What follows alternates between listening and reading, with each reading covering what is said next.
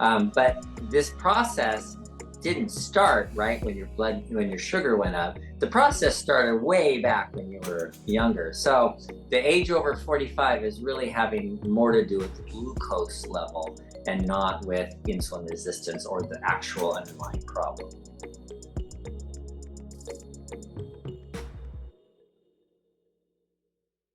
Hello, guys. We're chatting Thanksgiving over here, seeing what everyone's doing. Let us know in the chat what you do for Thanksgiving or what you're doing this year. I'm still a little bit blurry, aren't I? When I A move too little, fast, it looks blurry. yeah. Well, all right. I'm not sure what's going on, but that's all right.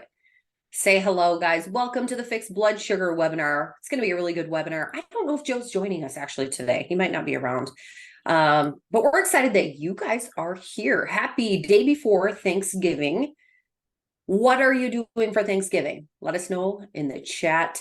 Before we get started, while you're typing in that chat, I'll just let you know that Dr. Saunders is not your doctor, so the information that we present here today is for general purposes only, and please consult with your professional before you implement any of the things that we chat about today.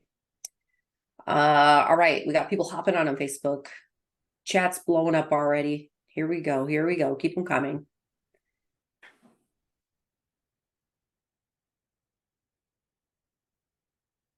Monty, I didn't get your test results yet. Right.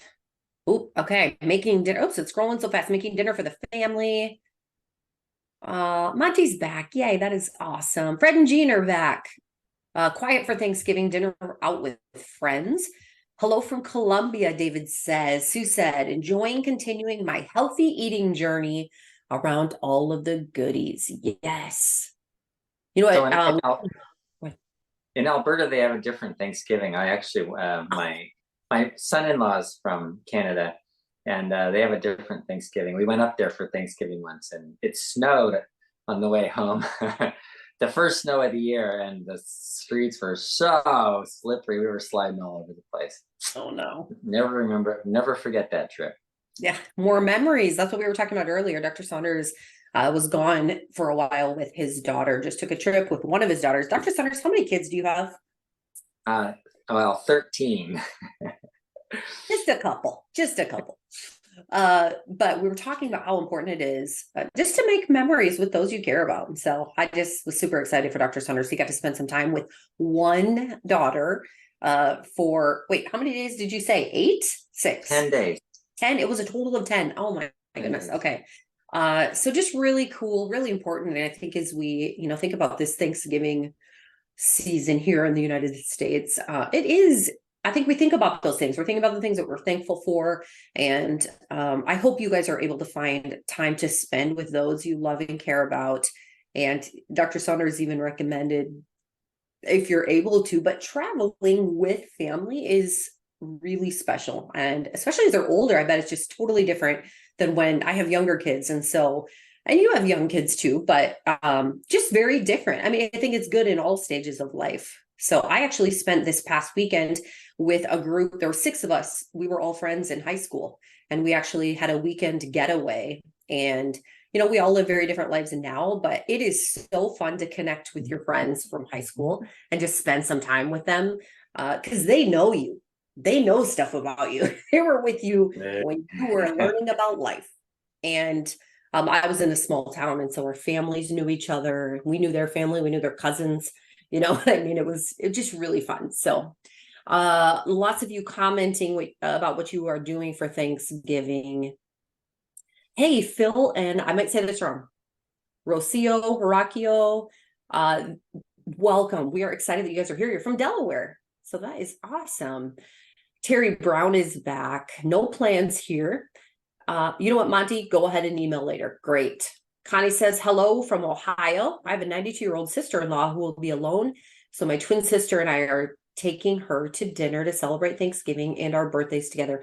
Hey, that's awesome. Good for you. You know what? My grandpa turns 97 today.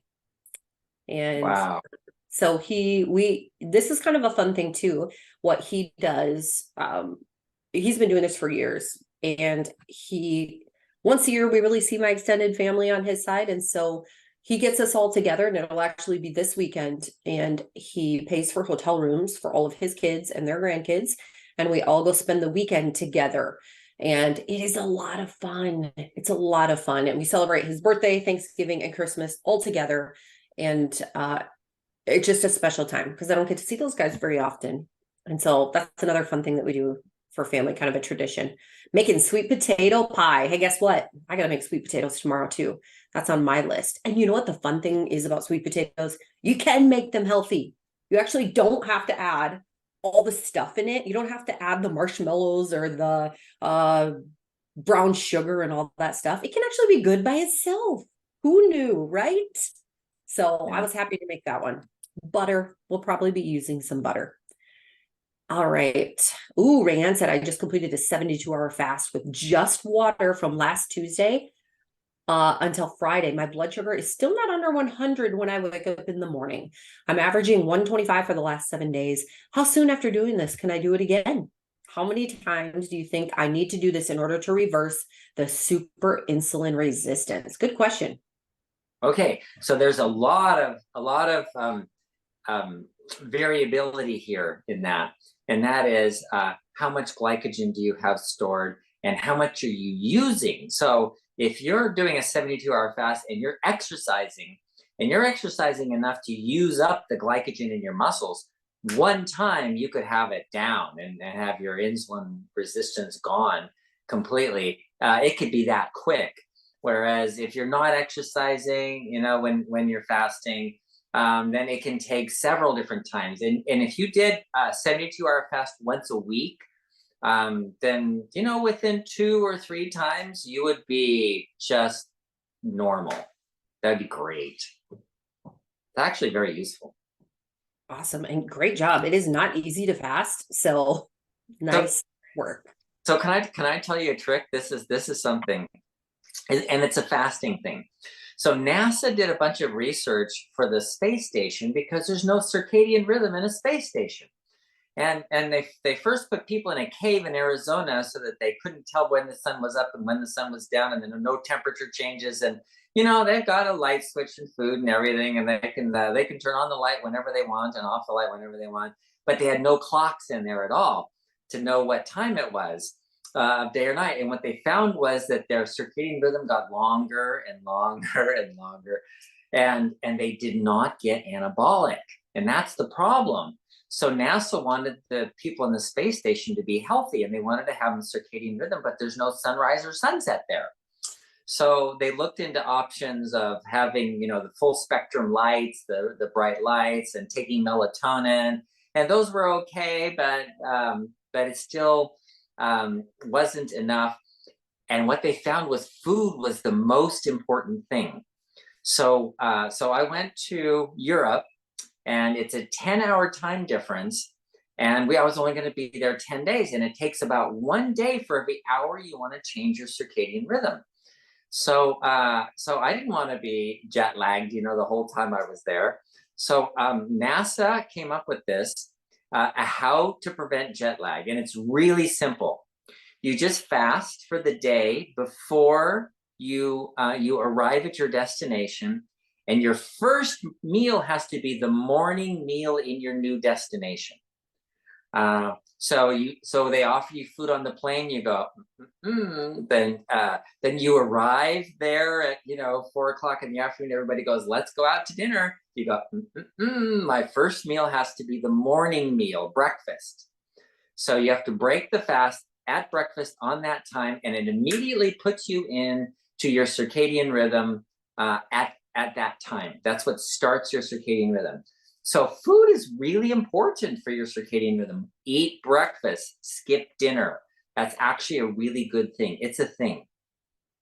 And what my point was that it worked for me. That I went to Europe, and I was there with my daughter, and she ran the marathon, the marathon from Marathon to Athens.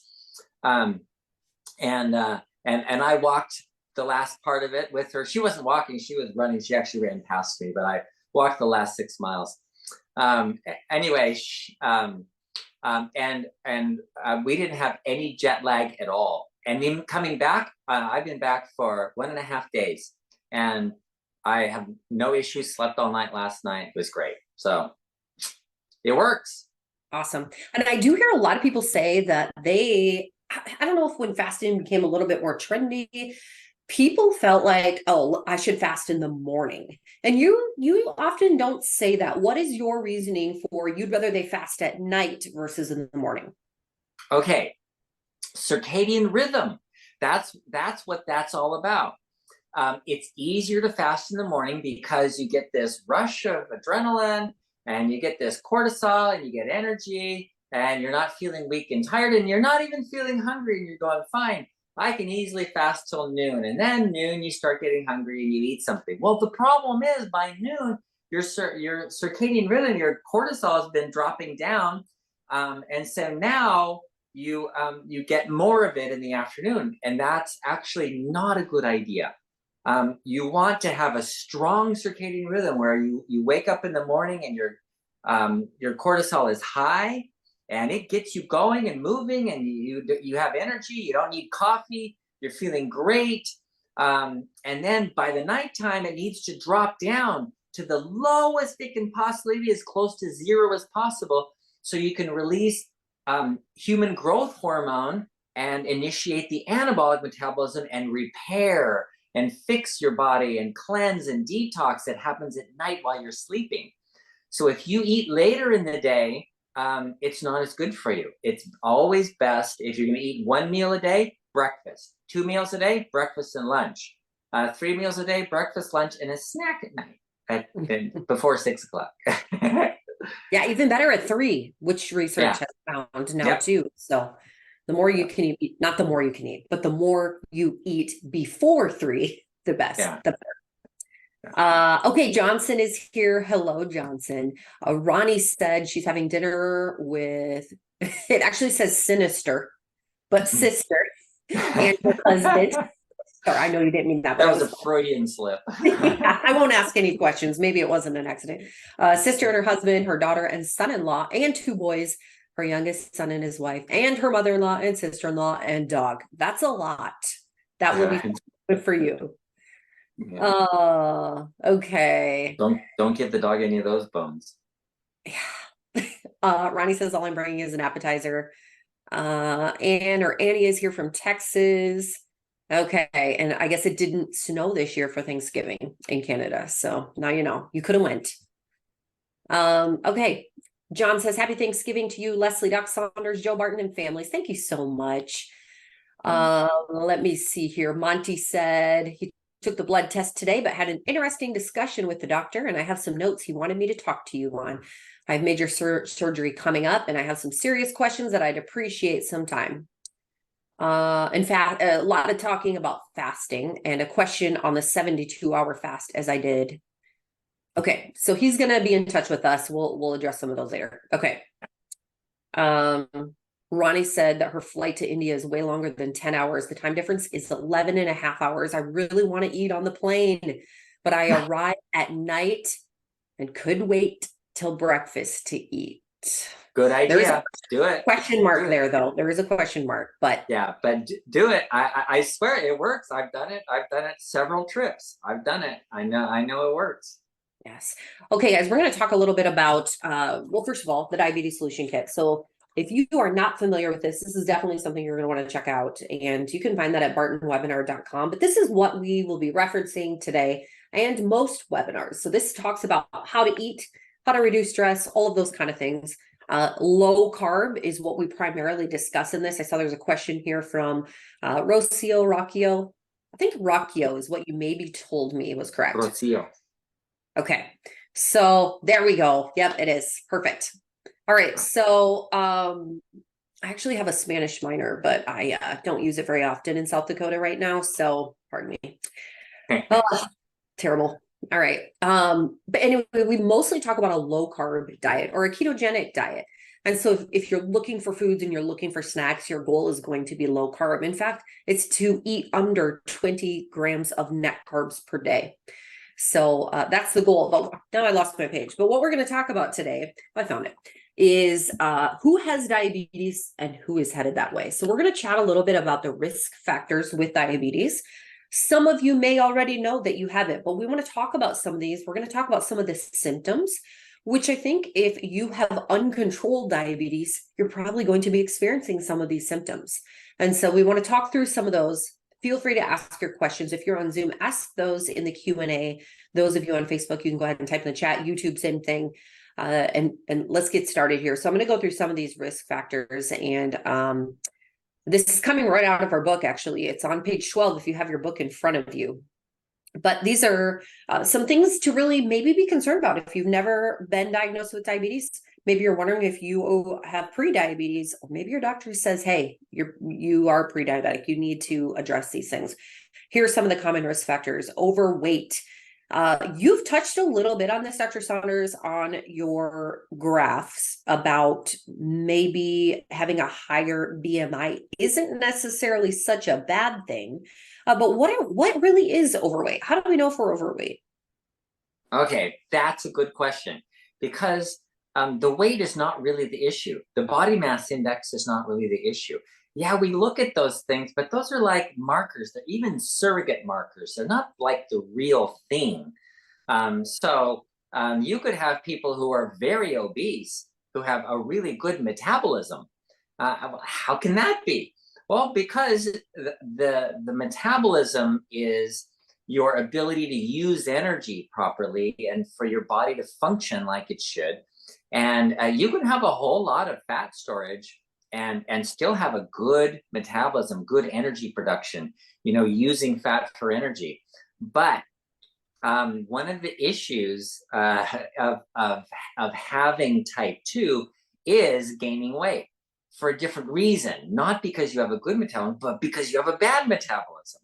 So people gain weight with type 2 because they have insulin resistance. Insulin is the hormone, the only one that actually causes you to put on weight. So everybody says, oh, my adrenals are messed up, and oh, I have my genes are messed up, and whatever. Let me tell you this. If you do not have insulin, you cannot put on weight, period. Whatever other hormone you have is irrelevant if you don't have insulin. So you take a type 1 diabetic where their pancreas does not make any insulin at all, and you can give them as much food as you want, they will not gain weight. In fact, if you don't give them insulin, they will starve to death, literally starve to death, because their cells won't be able to get sugar into the cells. So it's not a minor issue. The insulin is an issue. So now take the opposite problem, somebody who has insulin resistance, so that a little bit of insulin doesn't work anymore. They need a lot more insulin. And then some people, when they eat something, they need a lot more insulin to try and get that glucose, sugar, into the cells to bring the blood glucose down. So if you have that much insulin, what's that doing to your fat cells? Well, I'll tell you exactly what it's doing. It's telling your fat cells, ooh, make more fat, make more fat, make more fat, make more fat. So what's your body going to do? Well, it's going to do what your hormones tell it to do. It's going to make fat. So the people gaining weight with type 2 are doing that because of insulin resistance. And that's where the problem lies. So it's not that fat equals diabetes, it's that type 2 equals weight gain, or not equal, is common. It's a common problem to have weight gain. Now, we've had some people on here saying, I am not overweight, I don't want to lose weight, I'm on the ketogenic diet and I'm losing weight. How do I not lose weight? We have that issue too. Yeah. But generally the risk of I'm gaining weight and I don't know why is leading up to type 2 because of that insulin issue. Interesting. Okay. Another common risk factor here is if you are 45 years or older. Why is age important here? Okay, so this is kind of an old thing, is that they used to call it adult onset diabetes was type 2 and childhood onset diabetes was type 1. It turns out that adults can get type 1 where their pancreas quits producing insulin. And children now, we're seeing more and more children with type 2. So age over 45 is now less of a risk factor. But the idea is that if you're eating a lot of glucose, if you have a lot of sugar in your diet and your insulin's going up and you're getting insulin resistant, it's a process that takes time. So you get a little more insulin resistance, a little more, a little more, a little more, until you reach the part where your sugar, your glucose, can't get into your cells anymore. So your blood glucose goes up, and voila, you have type 2 diabetes because your blood glucose is elevated. But this process didn't start right when your sugar went up. The process started way back when you were younger. So the age over 45 is really having more to do with the glucose level and not with insulin resistance or the actual underlying problem. Okay, this is interesting. So I hear this a lot. People think that their genetics or someone in their family having type 2 means that they're more likely to get type 2. Is that an actual genetic predisposition, or is this a lifestyle that you grew up in? The answer is yes. Okay, that's good to know. Okay, so I'll tell you about the rat studies, and these studies have been done for decades. This is well documented. If you take a rat with a genetic predisposition to diabetes, so if they just eat, you just let them eat, they will get diabetes because they have a genetic predisposition. Their children will get diabetes, and their children, and their children, and their children. And so it just, it's obvious they have a genetic predisposition because it's passed on from generation to generation. But you take that rat, the mama rat, and you start feeding the mama rat a no-carb diet. So that's, essentially, so she goes on phase 1 of the Barton diabetes solution kit, right? That's what all our researchers use, right? I'm kidding, of course. But essentially it's the same thing. And so then she gets pregnant and her babies will not get diabetes. And you can let them eat ad lib. Ad libitum means they can eat as much as they want and they're not going to get diabetes. So the answer is yes. And then it's also, there's a genetic predisposition, but then there's what we call epigenetics. And that is how you use your genes, because you turn things on and off. And then, so let's say as a father, right? I'm an athlete, I work out, I eat well, and all of that. I have certain, they're called methylation patterns of which genes are turned on and which genes are turned off that I pass down to my kids. And my kids get that combination of factors of which genes are turned on, which genes are turned off. And then, so they're more likely to have the characteristics that I have. And that's not just true with metabolism, it's true with everything. You can, whatever modifiable factors you have called epigenetics, you can change in your children. And just the same way the mama rats did. When they were pregnant, the way they were eating changed which genes were turned on and off. So that's called epigenetics, and that's why that's so important. So the answer is it's really important here, because people are often they kind of give in or give up and say, oh, it's in my genes, there's nothing I can do about it. And even the doctors will say that sometimes. No, genetic problem, nothing you can do about it. You're just gonna have diabetes all your life. But what they don't know is about epigenetics. And so that's always something to consider, is that.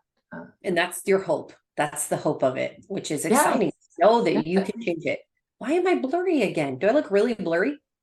I think it's your eyeballs. It could be. Maybe it is. It looks blurry to me. Let me know, guys. Okay, let's move on here. Another risk factor is if your family background is African American, American Indian, Asian American, Hispanic American, Latino, or Pacific Islander. Why is that a factor? Okay, so there's where the genetics comes in. So here you have groups of people who live in areas where there's a lot of food and then none, and then a lot of food and then none. Over years of these cycling where there's a lot of food and none. Well, guess what is the most beneficial? What kind of genetics are the most beneficial for that kind of environment? You know, if you're an American Indian, and there's one specific tribe I'm thinking of in Arizona, the Pima tribe. They have an 80% diabetes rate, and a lot of that is genetics, but it's not all genetics, because their cousins that have the same genes on the Mexico side of the border don't get diabetes hardly ever. And so, you know, what's the difference here? Well, that's the epigenetic part. So if you think about what it is that's causing this, if you have a really efficient metabolic system where you only need a little bit of energy to function because you're so efficient, and you store everything, you don't waste anything, you store everything you eat, then you can make it through a famine really easily. Because literally you only need about a pound of fat a day. So if you had 100 extra pounds of fat, you know, you can go through 3-4 months of not eating anything ever at all, and you'll be just fine. In fact, there was a guy who weighed 480 pounds. I told you about this guy in Scotland. And he wanted to lose weight, and his diets weren't working. So he said, I'm just going to quit eating. And so he didn't eat for over a year and 18 days, something like that, that he had 0 calories, 0. And he was just fine. In fact, he was down to his ideal body weight, 180 pounds. And he stayed that way for at least 5 years. We have follow-up on his condition. Anyway, so there's genetic predisposition, and it's found in people where they have like feast and famine, where they have a lot of food and then they have none. And so they store it naturally. It's just a natural thing. But now, if you think about our current modern society, there's never any famine. There's just feast. Every day's a feast. So, you know, we're going into Thanksgiving, we're going to have a feast. Then Christmas, we'll have another feast. And in between, we'll have a feast every day. And so what happens? You just keep storing and storing and storing and storing and storing. You never get to use it. That's why. Well, Roy said, can fasting help fight against early Alzheimer's onset? Or are there supplements that can help with that? Yes and yes. Okay. So does fasting help with Alzheimer's? So the number one reason for Alzheimer's, which is kind of become a wastebasket term for dementia. So there's a lot of different actual types of dementia. Alzheimer's is one. But the number one cause of dementia is type 3 diabetes. And we have a whole webinar on type 3 diabetes where we discuss how that happens and why and what you can do about it.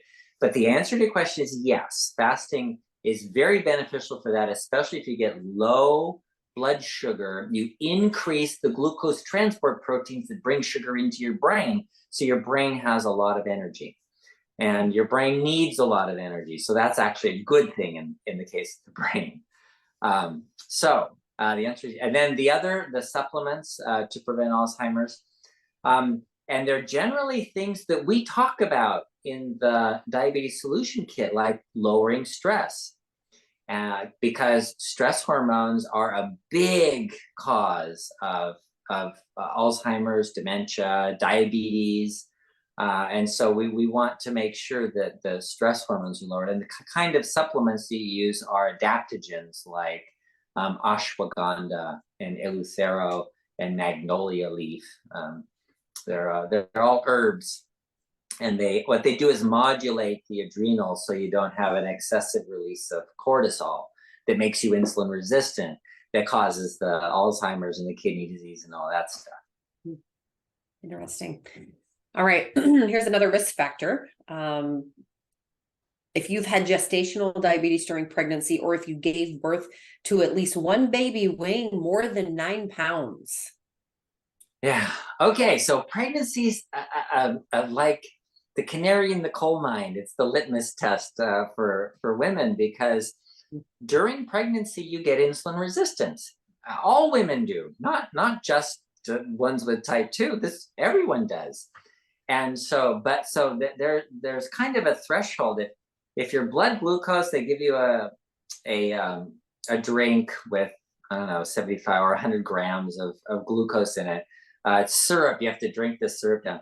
And if your glucose goes up to 160, well, that's okay, because pregnant women tend to have a little insulin resistance. But it gets over 160, if it gets like to 200 or something like that, you have gestational diabetes. And then they put you on all this stuff. And I just had someone in today that she's pregnant. She's 7 months pregnant. She has a CGM, and she's keeping her blood glucose, she said, right around 90. So it's keeping it under 100, which is excellent. That's actually really good. If you have gestational diabetes, it doesn't mean you are going to have diabetes. What it means is that you're predisposed, that you're a little bit over that threshold, which means you're more likely, kind of like a genetic predisposition. What does the having a big baby have to do with it? Oh, I forgot about that. Okay. So, the mom has her metabolism, her hormones, how much insulin she makes, and the liver. She has her own liver that's doing gluconeogenesis or not. How much storage she has of fat. All of that is the metabolism of the mom. And then you have an entirely separate metabolism of a baby. And so the baby in the womb has his or her own hormones and his or her own liver and fat storage, and everything else that's going on is a separate entity, right? With all of its own stuff. So the environment that the baby's in, if the mom has diabetes and the blood glucose is over 200 all the time, then the baby's pancreas is going crazy with all the sugar and going, oh my gosh, what do we do with this? So the baby's putting out all this extra insulin. Well, guess what insulin is? I didn't tell you this part. Well, I kind of did. Insulin is a growth hormone. It causes growth. So the babies get fatter and fatter because they're going to put on fat too. Just like, remember I said, if you have insulin resistance, you're going to have high insulin and it's going to tell your body, make more fat, make more fat, make more fat. Well, the baby's doing the same thing in the womb with this high blood sugar, going, what am I going to do to get rid of this high blood sugar? Well, make it into fat. So boom, the baby starts making fat, boom, boom, boom, boom, boom. So it blows up like the Michelin Man. And then so the baby's like 10 pounds or something like that. And they're going, how did that happen? All the insulin. That's the thing. The interesting thing is it's not just fat, because insulin also helps amino acids, which are the building blocks of protein, get in. So you actually have more muscle, more bone, more fat, more everything. So the baby is just bigger. And it's not just like a little baby with a bunch of fat. Yeah. All right. Okay. Why is high blood pressure a potential risk factor? Okay, high blood pressure. So high blood pressure does not cause anything by itself. Mm-hmm. But if you have high insulin, have insulin resistance, that is something that brings on high blood pressure. So because it causes vasoconstriction, it stops you from making nitric oxide that dilates the blood vessels. Because the insulin resistance causes the blood pressure to go up, and if you check your blood pressure and it's high, that's one of the things to look for is, do I have insulin resistance? Because that's one of the reasons it could happen. Interesting. Okay. And then here, another risk factor is if your HDL cholesterol is 35 or lower, or your triglycerides level is 250 or higher. Okay. So let's start with the HDL.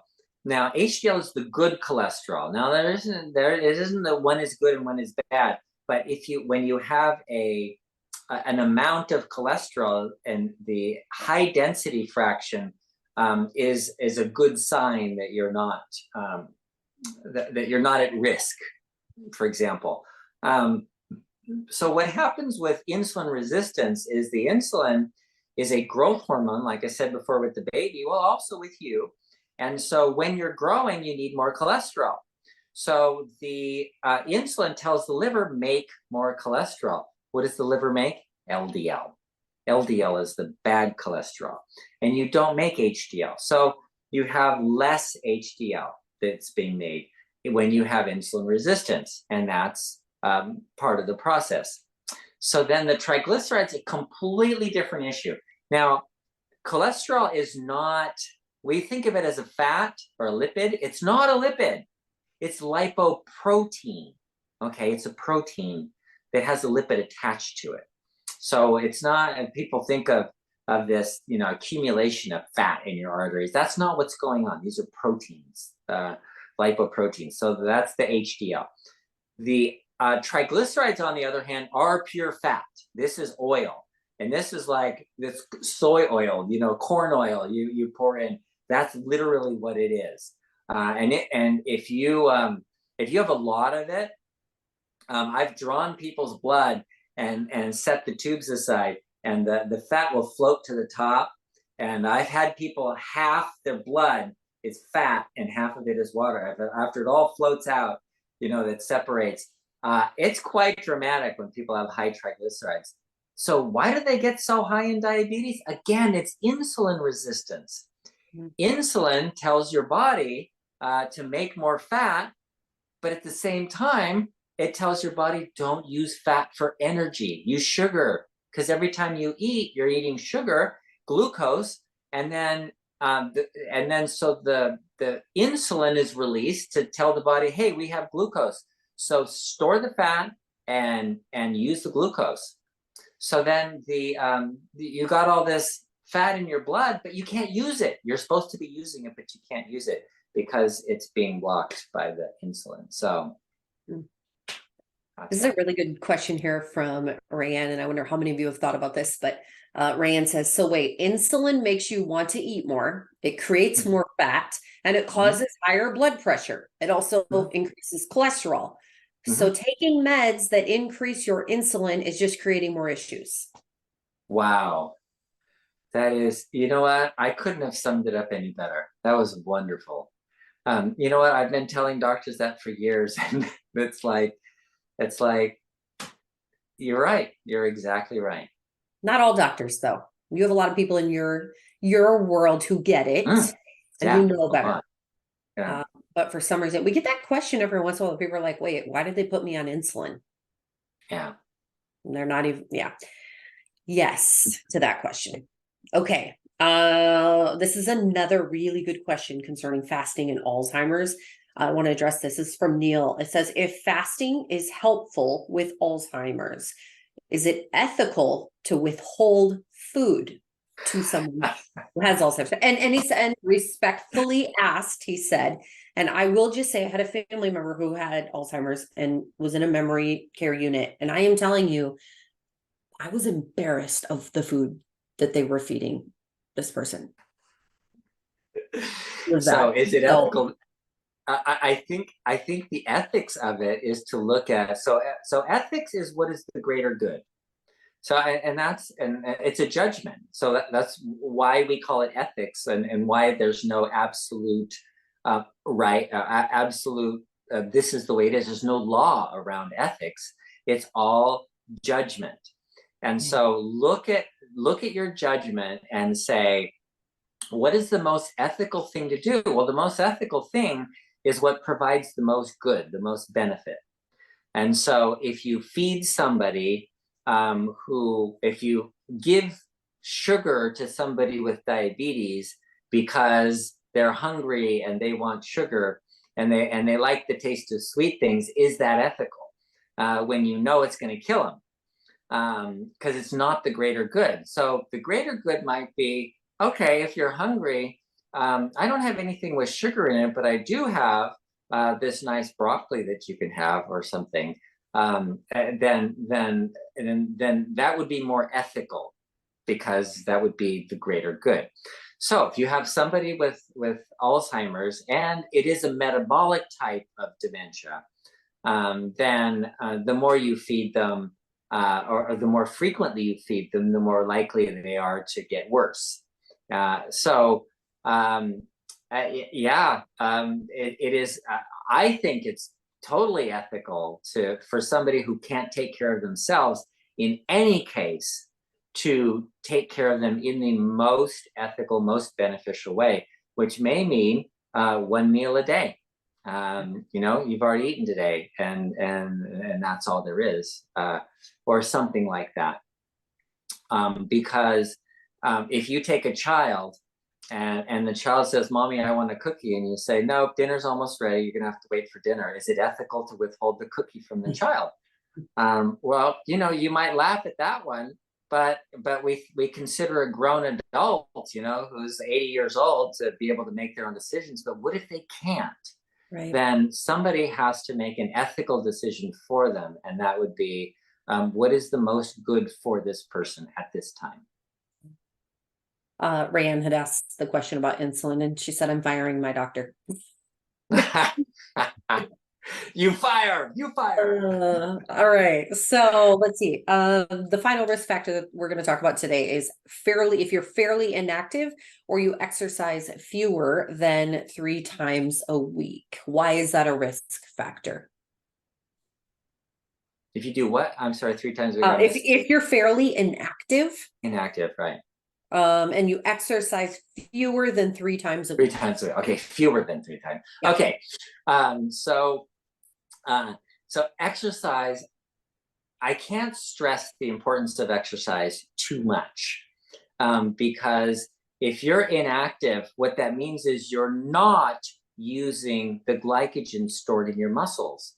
Your muscles store glycogen, and there needs to be a cycle. You need to use up that glycogen, and then your muscles can open up and allow more glucose in to be able to use it. So if you're doing just a little bit of exercise, like walking around a little bit here and there and taking your, I don't know, 1,000 steps a day just to get from your house to the car, your car to the store, your store to the car to the house, those are the only amounts of walking you get, and then you're not using up any of the glycogen in your muscles. And if that's not happening, then you're going to get more insulin resistant. Your muscles are super important in this insulin resistance program or problem. And that is that if your muscles can't take up extra glucose, then you're going to have wild swings in your glucose. Your muscles are a big part of this metabolism that keeps your sugar stable. And if they're all full, remember, those cells get just chock full of glucose, and they go, nope, no more insulin receptors, boom, then you're insulin resistant. But the other half of that is muscle cells, while you're exercising, don't need insulin to bring glucose in. You can drop your blood glucose without insulin just by exercising. But if all the exercise you get is just a little, then you're much more likely to get insulin resistance. So this idea of exercising less than 3 times a week, yeah, it's a big deal. Very good information. Let's do some more of these questions. I had a whole nother section of symptoms that I wanted to go through, but guys, we're gonna have to do that on another webinar. We're running out of time, and I want to get through some of these questions. So we will talk about diabetic symptoms at another time. Let's do some of these questions here. We have someone who messaged, "My pancreas insulin is lower, but my A1C is 6 right now. How come? My sugars are pretty normal. They only go high just after a meal for about an hour. Then they go back to normal. I don't understand." Oh, that's great. So sounds like she or he has a CGM, right? So she knows he knows where the glucose is. That's great. Okay, so insulin is lower means that you have less insulin resistance. The blood sugar can be a little higher, but you still have some insulin resistance. And then you eat and the blood, and it goes up a little bit high. So you release more insulin because it starts low. You release more insulin. And then that drops your sugar back down to the normal range pretty quickly. So that's the system. That's the way it's supposed to work. It's actually working. It just needs some tweaking because it's a little bit off. But it's not bad. It's not bad. In fact, probably half of the population is kind of in that range and doesn't know it because they don't have a CGM to measure it. All right. Victor said, I've been on your low carb program since February, and my blood A1C has dropped from 7.8 to 5.8, but my prick tests still are higher in the morning than after breakfast and lunch. My doctor says my body is making sugar overnight. What should I do or try after a 12-hour fast overnight? And I never test under 110. Wow. Okay. You don't have to fix the overnight. That's what your doctor said is exactly right. That's correct. That's what happens. And we've almost every webinar, we get a question on that. Yep. Why is it more in the morning when I haven't eaten anything and I have an empty stomach? Because your liver makes it, and that's a real thing. So how do I handle that?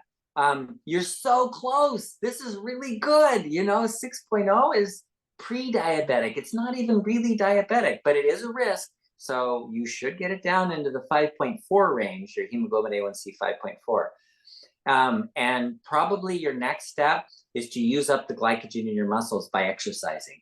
Exercise. Get those because those muscles are what allows this regulation to happen and smooth out the bumps. So smoothing out the bumps, the best way is exercise. All right.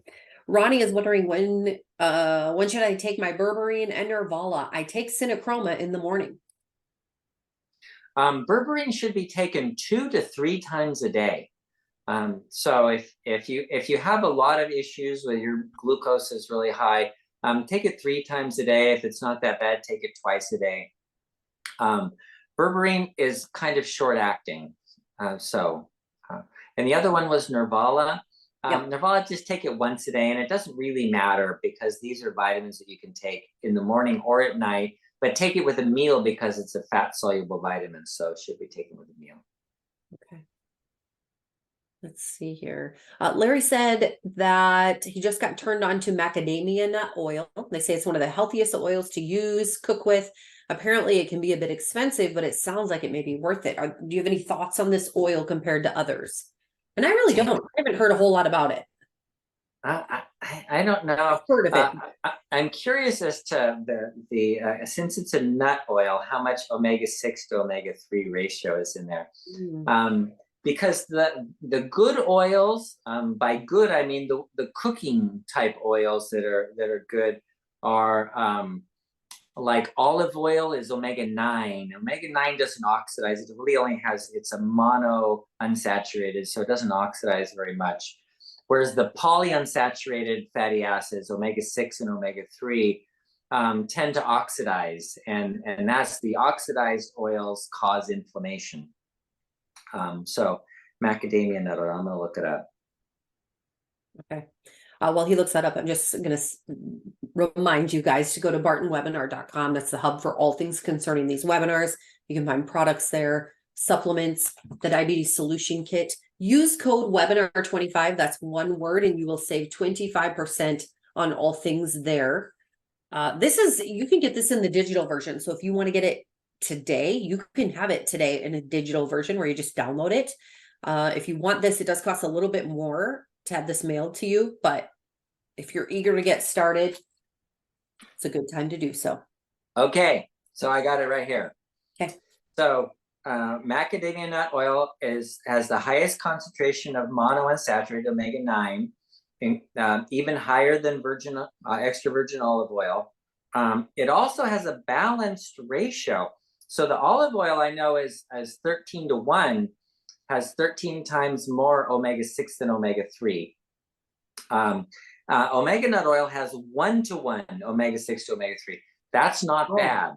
So I think I would choose, if I were to choose any oil to cook with, I would choose macadamia nut oil, even over coconut oil, which is what I've been mostly using before. Because that omega-6 to omega-3 1-to-1 is excellent. That's really good. But there's very little of the omega, so you can use it for cooking. Wow. Okay. I bet it tastes good too. Yeah, I love I don't that. always love olive oil. I don't always love that Yeah. taste. Macadamia nuts are like butter when you eat Yeah. them. They're so good. And they are expensive. So I bet that oil is expensive. Uh, Interesting. Rosalind said, can omega-3 help bring up your good cholesterol if it's low? Well, see, remember there's oil and then there's cholesterol. Cholesterol is lipoproteins. It's actually a protein. But having more omega-3 oils decreases inflammation, and you have less production of cholesterol. So you don't have as much cholesterol. Yeah, it does help. Okay.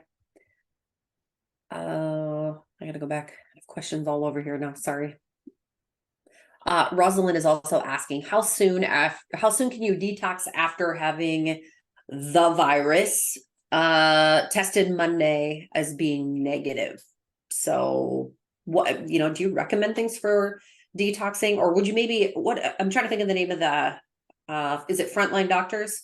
Maybe that kind of have their cocktail or recipe for what to do about that. So I would Google that probably. Yeah. Frontline, flccc.com. They're great. I often use that protocol, which is really good. And it's a good detox. And you could start right away. In fact, the sooner the better.